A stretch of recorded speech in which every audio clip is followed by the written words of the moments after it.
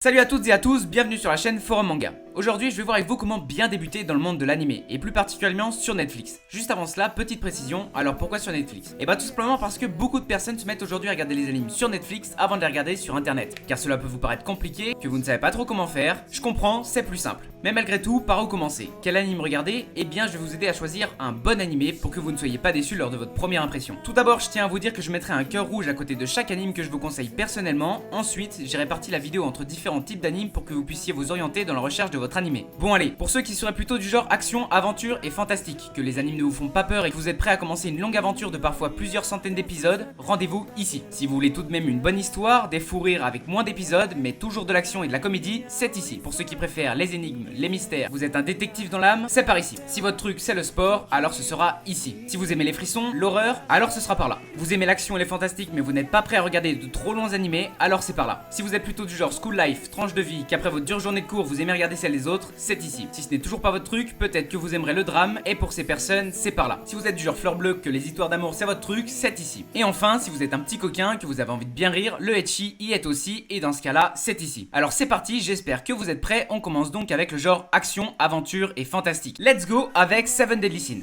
Les Seven Deadly Sins sont un groupe de chevaliers qui ont conspiré pour renverser le royaume de Britannia et ayant été éradiqués par les chevaliers sacrés. Cependant, certaines rumeurs laissent prétendre qu'ils sont toujours en vie. 10 ans plus tard, les chevaliers de Britannia font un coup d'état et renversent le royaume. C'est alors qu'Elizabeth, la fille du roi, part à la recherche des Seven Deadly Sins. Elle rencontre alors Meliodas, un jeune garçon qui parcourt le monde avec son cochon, et elle découvrira que ce n'est pas un simple garçon ordinaire. L'anime compte aujourd'hui 4 saisons de 24 épisodes, les 3 premières sont aujourd'hui disponibles sur Netflix, l'anime est sorti en 2012 et n'est aujourd'hui pas encore terminé. Le second animé est Hunter x Hunter, un gros coup de cœur. L'anime nous fait prendre part aux côtés de Gon, un jeune garçon plein d'énergie qui ne rêve que d'une seule chose, devenir un Hunter. C'est en apprenant que son père disparu en est éteint qu'il se décide de partir en voyage afin de passer l'examen. L'anime est sorti en 2013 et compte un total de 148 épisodes, il est aujourd'hui terminé et la totalité des épisodes sont disponibles sur Netflix. Ensuite, je vous présente un anime que je pense beaucoup d'entre vous connaissent déjà, Naruto. L'histoire commence dans le village caché de Konoha où vit Naruto Uzumaki, le genre de gamin emmerdeur. Cependant, un grand secret plane autour de lui. 12 ans auparavant, le puissant démon Kyuubi, un démon renard à 9 queues, dévastait des forêts et des villages, puis fut emprisonné par le 4ème Hokage dans le corps de Naruto alors qu'il n'était qu'un bébé. Les années ont passé, Naruto est à présent un jeune adolescent, et malgré que celui-ci n'ait pas vraiment de capacité à devenir ninja, notre personnage principal est déterminé à accomplir son rêve, devenir Hokage. L'anime compte donc 9 saisons, ce qui fait un total de 220 épisodes, puis pour les plus déterminés d'entre vous, la suite de Naruto, Naruto Shippuden, a lui aussi 503 épisodes, l'anime est sorti en 2008, et puisque jamais 203, la suite de Naruto Shippuden, Boruto, est quant à lui aussi disponible sur Netflix. L'anime que nous verrons ensuite est Maji Simbad no Buken. Cette série raconte la jeunesse de Simbad, alors qu'il vit dans le royaume de Partevia avec sa mère. Simbad est abordé par un certain Yunnan. Ce dernier l'incite à entrer dans un donjon apparu comme par magie, et dont personne n'en est jamais ressorti afin de le conquérir. Contre toute attente, le jeune garçon y parvient et devient ainsi le premier homme à conquérir un donjon. Fort de son succès et recherché dans son royaume, Simbad décide alors de partir à l'aventure et de parcourir le monde. L'anime est sorti en 2016, compte une seule saison de 13 épisodes, et il est bel et bien terminé. L'anime Fairy Tail. Un monde de magie et de mystère, la magie fait partie du quotidien et son commerce y est entièrement libre. Ainsi, certains en sont devenus des maîtres, et y ont décidé d'en faire leur profession en créant des guildes. On les appelle les mages. Contre rétribution, ils œuvrent donc pour le bien de la communauté. C'est alors que Lucy, une jeune mage à la recherche d'une guilde, tombe sur Natsu,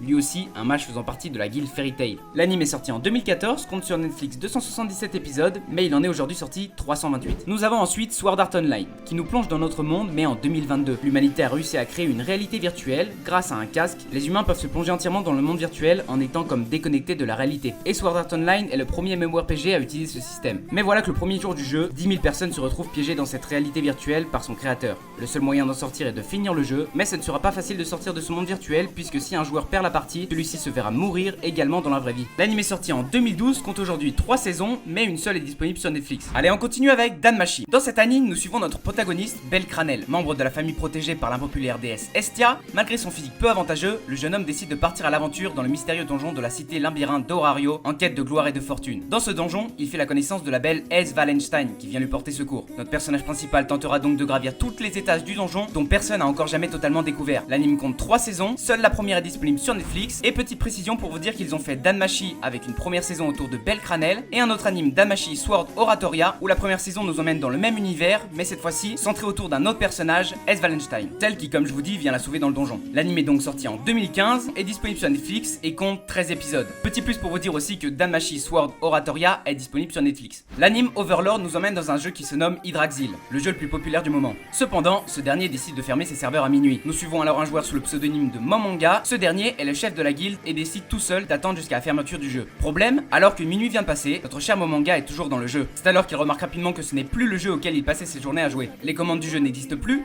et les PNJ sont devenus des êtres ayant des sentiments et une existence qui leur est propre. Bien que désorienté, Momanga prend rapidement les choses en main et décide de faire de son nom une légende grâce à ses gardiens de niveau. L'anime est sorti en 2015, compte aujourd'hui 3 saisons de 13 épisodes. La totalité des épisodes sont disponibles sur Netflix et une 4ème saison devrait sortir d'ici 2021. Allez, on continue avec Bleach, un anime qui nous emmène aux côtés de Kurosaki Ichigo, un étudiant de 15 ans aux cheveux orange qui aime la bagarre et qui a la particularité de voir les fantômes ainsi que de pouvoir les toucher. Cela l'amène à rencontrer Kuchiki Rukia, un Shinigami qui combat un holo. Les Shinigami sont donc en fait des dieux de la mort. Le déroulement du combat amène Kuchiki à donner des pouvoirs à Ichigo qui devient alors lui-même un Shinigami. Il sera donc maintenant à son tour de protéger la ville des holos. L'anime est sorti en 2005, est aujourd'hui terminé et compte 63 épisodes sur Netflix. Mais il en compte aujourd'hui sur les plateformes de streaming 366. Allez, après cette longue série, pour les amoureux du rire, des petits fous comme on dit, mais qui aiment l'action et suivre une bonne histoire, ces animes sont pour vous. Allez, on commence tout de suite avec One Punch Man. Saitama est un homme de tout ce qu'il y a de plus banal, du moins en apparence. En effet, malgré sa carrure plutôt frêle, c'est un super-héros redoutablement efficace puisqu'il terrasse tous ses ennemis en un seul coup. Malheureusement, cette puissance colossale est un problème pour Saitama, qui s'ennuie et cherche désespérément un adversaire à sa mesure. L'anime est sorti en 2015, compte aujourd'hui 2 saisons, et ça viendra, mais malheureusement, une seule saison est disponible sur Netflix. Pour le second animé, puisque malheureusement Netflix n'a pas vraiment l'air d'aimer les petits fous, ils nous en ont pas mis beaucoup dans ce genre-là. Bref, vient donc le second animé, Charlotte. L'histoire nous entraîne dans un monde où certains enfants, durant la puberté, développent des pouvoirs spéciaux. Ces enfants sont nommés Esper. Yu Otokasa, l'un d'eux, semble être en apparence un simple lycéen. Cependant, ce dernier a la capacité de pouvoir se glisser et de contrôler entièrement le corps d'une autre personne. Mais malheureusement, seulement durant 5 secondes. Yu a utilisé cette compétence durant des années pour atteindre ses objectifs, ce qui lui a permis de pouvoir entrer dans un lycée prestigieux. Un jour, il est pris la main dans le sac par Nao Tomori, ne pouvant plus reculer, lui et sa sœur Ayumi sont contraints d'être transférés dans une autre académie, un établissement pour les étudiants aux capacités surnaturelles. L'anime est terminé, il est sorti en 2015 et compte sur Netflix une seule saison de 13 épisodes. Écoutez, j'ai réussi à trouver un 3ème animé. Beaucoup qui connaissent déjà l'univers me diront que j'ai un peu abusé de l'avoir oublié celui-là, mais bon, en tout cas je passe et je voulais vous parler de Assassination Classroom.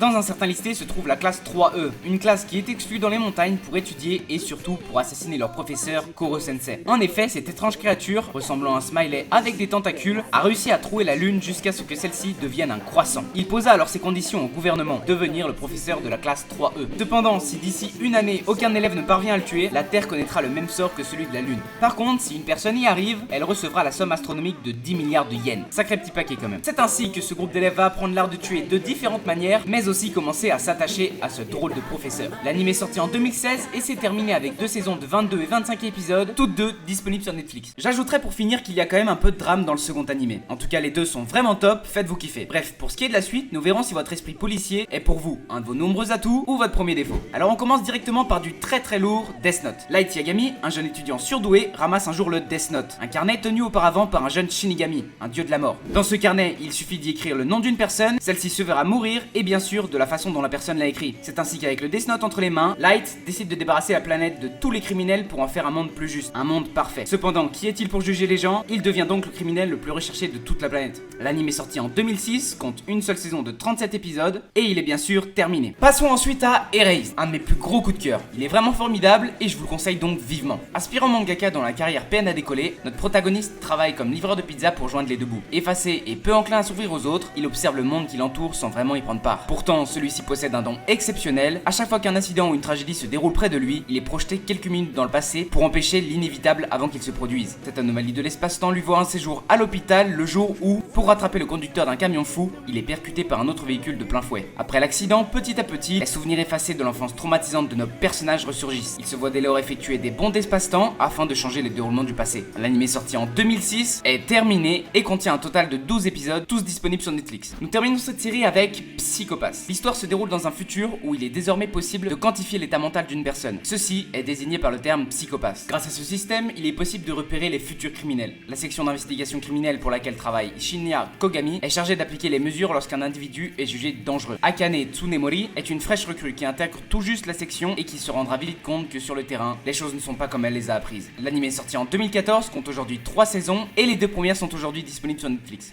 Allez, à présent pour les fans de sport, je vais vous présenter les 3 seuls animés que j'ai estimé bon de juger qu'il fallait que vous regardiez. Et le premier se nomme All Out. L'histoire suit Kenji Gion, un lycéen de petite taille fraîchement accueilli dans le lycée de la préfecture de Kanagawa. Ce dernier va rencontrer un lycéen durant un match de rugby et va petit à petit devenir ami avec lui. Avec ce lycéen, ils vont rejoindre le club de rugby du lycée et cette série dévoile leur exploit en tant que rugbyman. L'anime est toujours en cours, celui-ci est sorti en 2016 et compte pour le moment une seule saison de 25 épisodes. Le second anime est Baki. 5 condamnés à mort s'évadent en même temps de leurs prisons respectives. Ils ne se connaissent pas, n'ont pas la même nationalité et pourtant disent tous la même chose: je veux connaître la défaite. Ils se dirigent tous au Japon et là-bas, un jeune garçon de 17 ans du nom de Baki s'y trouve. Il s'agit d'un jeune très doué pratiquant les arts martiaux qui n'est autre que le gagnant du précédent tournoi du sous-sol. Un tournoi très violent auquel a également participé le père de Baki, Yujiro, qui n'est autre que la créature la plus forte du monde. L'anime est sorti en 2018, compte 3 saisons avec un total de 52 épisodes, tous disponibles sur Netflix, et une 4ème saison devrait paraître fin d'année 2020. On termine enfin avec, je trouve, le meilleur d'entre eux, Kuroko no Basket. La génération miracle, la fameuse équipe du collège Teikyu, est composée de 5 génies. Cependant, une légende raconte qu'un 6ème membre fantôme aurait fait partie de cette équipe. Un membre que les 5 autres respectaient et considéraient comme leur supérieur. Bref, c'est la rentrée des classes au lycée Serin, et le club de basket compte désormais dans ses rangs Taiga Kagami, un joueur impulsif et prometteur revenu d'Amérique qui rêve d'écraser la génération miracle et devenir le numéro 1 du Japon. L'équipe compte aussi dans ses rangs Kuruko Tetsuya, un garçon très effacé que personne ne remarque et peu doué pour le basket. Ce dernier aurait fait partie de cette fameuse équipe de Teikyu. À la grande surprise de tout le monde, très vite, Kuroko s'intéressera à Kagami et décidera de l'aider à devenir le meilleur du Japon. L'anime est sorti en 2012, est aujourd'hui terminé et compte 3 saisons de 25 épisodes chacune. Et franchement, c'est top puisque tous les épisodes sont disponibles sur Netflix. Allez, après ce court instant de satisfaction pour les plus grands sportifs d'entre vous, court et efficace, on passe à présent à notre moment de frisson. Bon, j'abuse peut-être un peu, mais les animes horreurs suivent ont, je trouve, été très bien réalisés. Allez, on commence tout de suite avec Parasite. L'histoire nous plonge dans un monde où des parasites de la taille d'un ver ont envahi la Terre. Shinichi, notre protagoniste, est un jeune étudiant qui fait l'effroyable découverte qu'un ver essaye de rentrer dans son corps en perforant son bras. Alors que celui-ci est en train de longer son bras droit, Shinichi a le réflexe de le compresser afin d'arrêter son ascension. Le lendemain, Shinichi s'aperçoit que son bras droit possède des capacités hors normes. Il fait alors la connaissance de Migi, le parasite qui a pris le contrôle de son bras droit. Mais peu de temps après l'apparition de ces parasites, d'horribles meurtres sont perpétrés sans que l'on sache qui sont les meurtriers. L'anime est sorti en 2014, est terminé et compte sur Netflix une seule saison de 12 épisodes. Vient ensuite le tour de Deadman Wonderland. Un jour, comme tous les autres dans une salle de classe, un homme rouge ayant l'air très énigmatique débarque sans prévenir et, en arrivant par la fenêtre, détruisit tous les lieux et ceux qui s'y trouvaient en un rien de temps. Seule une personne survécut, Genta. Ce dernier à présent tout seul, comme cela ne suffisait pas, lorsqu'il se réveille dans sa chambre d'hôpital, se retrouve tout à coup accusé sans qu'il ne sache pourquoi et condamné à mort. Lui, prétendant n'avoir pourtant commis aucun meurtre, suite à cela, il finit par être emmené à la prison privée Deadman Wonderland. Une prison où les règles se révèlent peu ordinaires, ce qui en fait un endroit assez angoissant. Là-bas, il fera l'étrange rencontre de Shihiro, une jeune fille qui a l'air de le connaître depuis longtemps et le considère comme un ami. Il découvrira également que depuis la disparition de tous ses proches, celui-ci possède un pouvoir inhabituel. L'anime est sorti en 2011, est terminé et compte une seule saison de 12 épisodes. Voici donc les 3 animes que je vous conseille vivement pour tous les adeptes d'horreur et de suspense bien évidemment. Allez, après vient donc l'action et le fantastique, et là je vous préviens, certains de ces animes qui suivent sont incroyables. Angel Beats. Dans le monde de l'au-delà existe un lieu, un immense campus où sont envoyés les adolescents après leur décès. C'est là que se réveille notre protagoniste, mais il n'a pas vraiment le temps de comprendre ce qui lui arrive, que dans ce monde, on lui explique que les personnes l'habitant se rebellent contre le dieu qui leur a imposé une vie vide de sens. C'est pourquoi Tenchi, l'envoyé de Dieu, est leur ennemi juré. Mais notre personnage principal n'a aucun souvenir de sa vie sur Terre, a l'intuition que la jeune fille n'est pas un envoyé de Dieu. L'anime est terminé, est sorti en 2010 et compte qu'une seule saison de 14 épisodes. Blue Exorcist. Green est un garçon qui a été adopté lorsqu'il n'était encore qu'un bébé par de grands exorcistes. Un jour, Satan apparaît pour lui révéler qu'il est son père et l'emmener dans son monde. Mais il est impossible pour Green d'oublier tout ce que son père adoptif lui a enseigné jusqu'à aujourd'hui. Confronté à un adversaire invincible qui a détruit le sol à l'avoir jamais aimé, le jeune garçon choisit de combattre aux côtés des exorcistes, quitte à libérer, lorsqu'il dégaine l'épée de son père, la puissance démoniaque qui sommeille en lui. L'anime compte aujourd'hui 2 saisons de 12 épisodes et les 2 sont disponibles sur Netflix. Allez, on continue avec Ai to Genzu no Grimgar. L'histoire se déroule à Grimgar, un monde de fantasy où la lune est de couleur rouge sang. 12 adolescents se réveillent un jour en ce monde sans aucun souvenir de leur vie antérieure en dehors de leur nom. Ils sont alors conduits auprès de Britney qui les incite à rejoindre l'armée des volontaires en tant qu'apprentis. N'ayant pas vraiment le choix, les adolescents décident de s'adapter à leur nouvelle vie et acceptent sa proposition. Le groupe se scinde alors en deux et chacun s'inscrit dans une guilde. Les personnages que l'on suit décident de rester groupés et d'évoluer à leur rythme, mais ce monde leur réserve bien des surprises, évidemment bonnes comme mauvaises. L'anime est sorti en 2016 et comptera jamais une seule saison de 12 épisodes. On continue avec Asterix War. Vous allez voir dans cet anime que dans le passé, l'humanité a subi une catastrophe naturelle nommée l'impact Invertia. Cette catastrophe a détruit le monde entier. Enfin bon, grâce à cet événement, l'humanité a acquis la capacité d'avoir des pouvoirs, ce qui on va dire est pas dégueu. Bref, l'histoire se passe donc dans une ville aquatique sur eau connue comme l'Astérisque. Célèbre pour être la plus grande scène du monde pour la guerre des étoiles, les personnes de la génération Star Pulse appartenant à 6 académies différentes ont fait leurs vœux avec des fragments de météorites pour se disputer la suprématie de cette ville.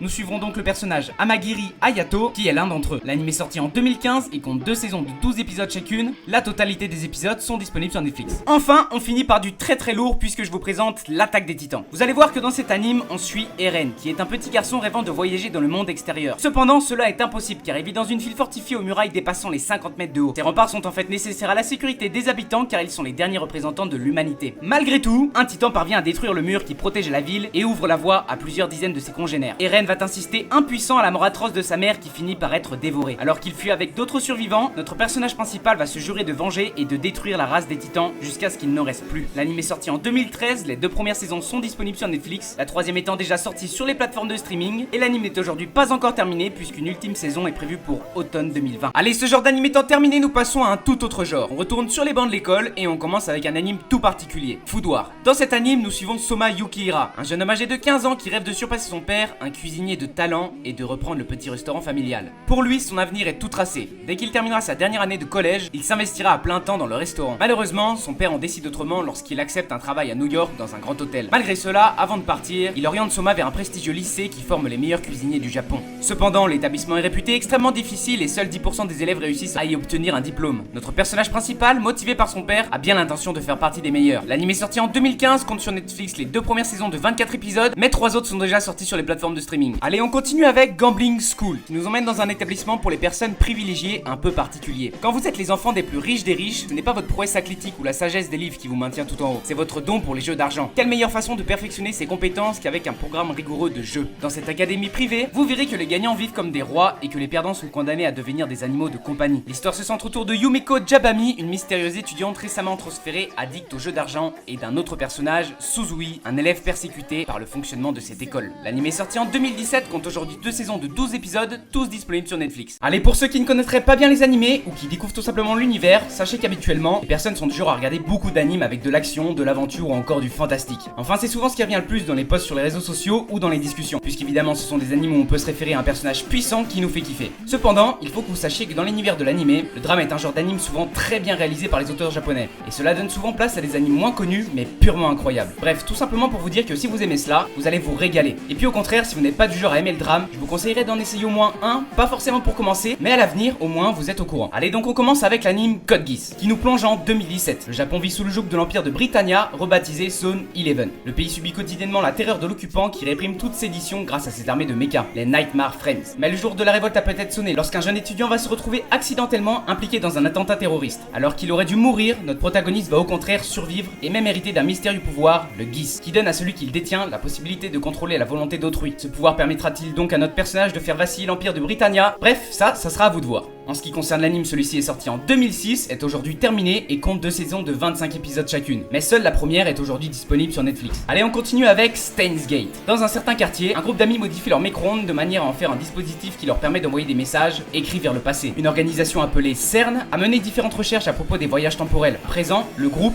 ayant effectué plusieurs expériences diverses, doit absolument éviter de se faire capturer par cette organisation qui les perturbe en les traquant. L'anime est sorti en 2011 et compte une saison de 24 épisodes. On passe ensuite à Violet Evergarden. L'anime nous emmène dans un contexte d'après-guerre opposant 2 empires et qui finalement prit fin après 4 longues années de conflit. Violette est une jeune fille formée dans le but de décimer les lignes ennemies qui va se retrouver hospitalisée suite à une violente opération. Après avoir tout perdu, elle se raccroche aux derniers mots du Major, son supérieur hiérarchique, mais sans comprendre leur signification. Se remettant de ses blessures, Violette est adoptée par la famille Evergarden, mais ne se sentant pas à l'aise dans sa famille d'adoption, elle décide de commencer une nouvelle vie dans une entreprise où le but est la rédaction et l'envoi de ses lettres. À cette époque, il faut que vous sachiez que toutes les personnes ne savent pas obligatoirement lire ni écrire, et les lettres que l'on envoie à nos proches, surtout après-guerre, ont une importance capitale. Un jour, celle-ci assiste par pur hasard au travail d'une poupée de souvenirs automatique, une personne qui retranscrit les pensées et les sentiments d'autrui dans les lettres. Intéressée, Violette commence à travailler en tant que poupée de souvenirs automatique, un métier qui va lui permettre d'aider ses clients et de comprendre les derniers mots de celui qu'elle aimait. Violette est une machine dépourvue de sentiments, écrire une lettre où le but est de les retranscrire est donc pour elle une chose qu'elle ne comprend pas. L'anime est sorti en 2018, est terminé et compte une seule saison de 13 épisodes. Pour l'heure, les seules infos que je peux vous donner est que Netflix prévoit une deuxième saison sous forme de film pour septembre 2020. Allez, on termine enfin ce genre avec un très gros coup de cœur, je vous parle de Anno Anna. Dans cet anime, nous nous centrons autour d'un personnage surnommé Jinta, qui avait pour habitude quand il était encore enfant de jouer avec son groupe d'amis. À eux 6, ils formaient le Super Buster Pacifique et passaient leur journée à défendre la paix. Cependant, alors qu'ils s'amusaient, Menma, un membre de leur groupe, perd la vie en chutant dans une rivière. Le groupe va alors se séparer et chacun va mener sa vie de son côté. Jintan, à présent devenu un grand adolescent, mène aujourd'hui une vie banale et vide de sens. Malgré cela, tout va basculer lorsqu'il va s'apercevoir qu'il peut voir le fantôme de son ami Menma, qui lui parle, la voit, et celle-ci va lui demander une promesse. Renouer avec ses anciens amis pour donner à Menma l'occasion de les voir ensemble une dernière fois. L'anime est sorti en 2011 et compte une seule saison de 11 épisodes. Et personnellement, si vous regardez du drame, je vous le conseillerais tout particulièrement. Allez, on part sur quelque chose d'un peu plus classique, avec des sentiments, de l'amour. Je vous présente Toradora. Dans cet anime, nous suivons Ryuji Takasu,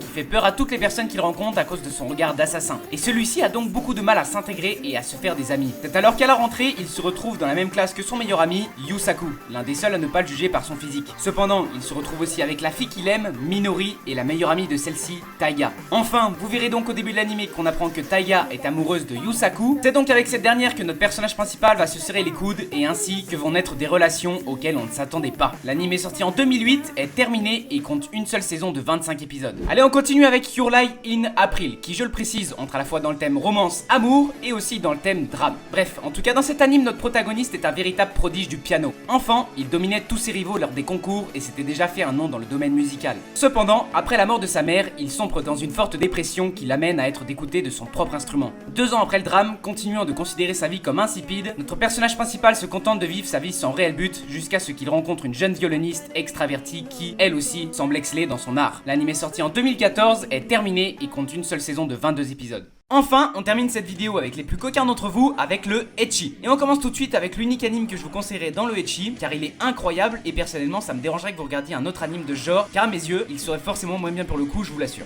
En tout cas en ce qui concerne les animes sortis sur Netflix. Bref, du coup cet anime se nomme Prison School. Et dans celui-ci, l'histoire se déroule dans une école renommée et très stricte, auparavant réservée aux filles. Mais l'établissement change sa politique et scolarise 5 jeunes hommes qui par leur comportement se retrouveront très rapidement en quarantaine. Ils devront faire face à toutes sortes de situations pour sortir de cette prison et échapper aux griffes du BDE. Vous allez voir que cela va donner place à des scènes très comiques avec une petite touche de malaise, les dessins des personnages et surtout leurs têtes sont travaillés à en faire péter des barres, vous allez voir c'est incroyable. Bref, en tout cas l'anime est terminé, il est sorti en 2015 et compte un total d'une seule saison de 12 épisodes. Donc voilà, la présentation des animes Netflix que je vous conseillerais si vous débutez étant terminée, c'est la fin de la vidéo, je vous remercie d'avoir pris le temps de la regarder. Si vous avez des questions quelles qu'elles soient, demandez-moi dans la barre des commentaires, j'y répondrai avec grand plaisir. N'hésitez pas à lâcher un like si vous avez trouvé que cette vidéo a été utile pour vous, à vous abonner à la chaîne si vous aimeriez découvrir davantage d'animes, puisqu'évidemment il y en a de nombreux sur les plateformes de streaming qui en valent vraiment la peine. Sur ce, je termine la vidéo en vous disant donc bienvenue dans le monde de l'animé. Franchement, faites-vous kiffer, prenez un max de plaisir, vous allez voir que c'est un univers formidable et qu'il suffit juste parfois de trouver ce qu'on aime. Enfin bon, allez, portez-vous bien, ciao à tous, peace.